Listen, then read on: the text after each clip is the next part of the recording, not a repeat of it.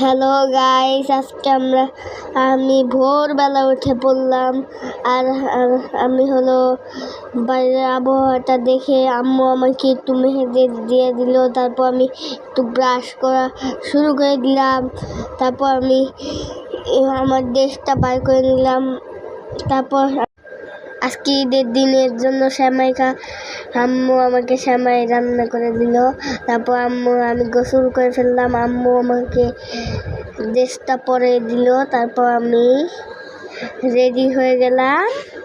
তারপর আমি চলে গেলাম নামাজ পড়তে। আর দেখুন, আমি নামাজ পড়তে চলে গেলাম। তারপর নামাজ পড়ে এসে দেখি আমাদের গরু কুরবানি হচ্ছে। এর জন্য আব্বু ভিডিও করছিল, এর জন্য আমি দৌড়ে এসে বললাম যে আমাদের টনি কাকু মাংসটা কাটছে, সবাইকে ভাগ করে দেওয়া হবে। আর এর জন্য দেখো কত মানুষ আসছে। আমার টনি কাকু তো কাটছে, দেখি টনি কাকু তো অনেক সুন্দর করে কাটতে পারে।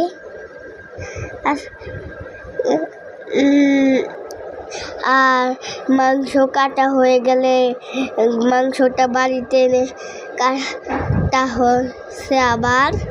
এর জন্য দেখুন আমার দাদি কত ইয়াম্মি করে রান্না করছে। দেখুন আমার দাদির হাতের রান্না কিন্তু অনেক অনেক মজা। আর আম্মু স্ট্যান্ড দিয়ে ভিডিও করছে। আর দেখুন গাইস, আমার আম্মুর আমার দাদির রান্না এত সুন্দর, কারণ আমার দাদি মাটির চুলায় রান্না করে। আর এটা কি গরুর মাংসটা রেডি হয়ে গেলে কিন্তু আমরা খেতে পারবো, ঠিক আছে? অনেক মজা হবে। আর আমার এবার রান্নাটা হয়ে গেলে আমার দাদি মাটির চুলায় নিয়ে যাবে। আর মাটির চুলায় আগুনটা দেখে তো আমার ভয়ই লেগেছিল অনেক।